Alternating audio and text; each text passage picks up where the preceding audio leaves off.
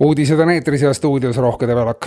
Euroopa Keskpank tõstis eile pärast kuudepikkust vaheaega taas intressi ja seda 0,25 punkti võrra. Keskpanga sõnul tuleb nüüd vaadata, kas eestlastel hakkab ükskord ometi raha otsa saama ja Euroliidu inflatsiooni vedur hakkab ka näitama taltumise märke. Paljudes riikides on hinnatõus asendunud langusega, Eestis on aga protsess vastupidine. Keskpangal muid olulisi instrumente inflatsiooni pidurdamiseks ei ole ja järjekorrad Eesti ehitus- ja aiandus- ja toidupoodide juures näitavad selgelt, et inimestele hinnad sobivad ja ostetakse järjest kasvavas tempos. See kõik ei lase ka maailma üldisel inflatsioonil pidurduda, sest eestlased ostavad lihtsalt kõik ära, vahet pole, kas see on mõistliku hinnaga või mitte. Kommertspangad ägavad pretsedenditute tulude koorma all ja leevendust ei paista kusagilt, märgitakse Euroopa Keskpanga kokkuvõttes.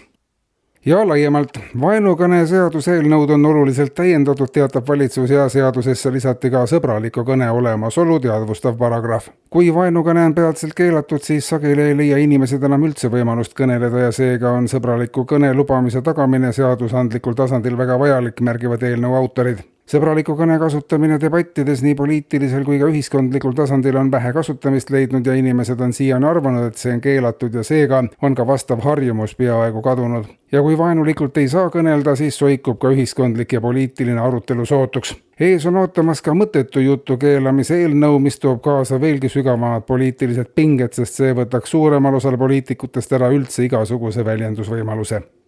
Ja Tarbijakaitseametisse pöörduvad järjest sagedamini petetud inimesed, kes on interneti teel liitunud Eesti Heausu kirikuga. Vaatamata kopsakatele registreerimismaksetele ei ole saadud vastu ühtegi reaalset teenust. Eile pöördus Tarbijakaitsesse juba enam kui 200 inimest, kellele oli 300 eurose tasu eest lubatud kirikus peksa anda, aga petetute sõnul pole nad lubatud teenust siiani kätte saanud. Isegi maalilist kirikut, kus üritus pidi toimuma Holgavere sovhoosi vana kuivati territooriumilt ei leitud. Heausu kiriku vastulauses märgitakse, et tõenäoliselt on teenusest ilma jäänud siiski liiga targad, aga kui teha veel üks 300 eurone makse, siis võib asi juba ka kaalumise alla tulla.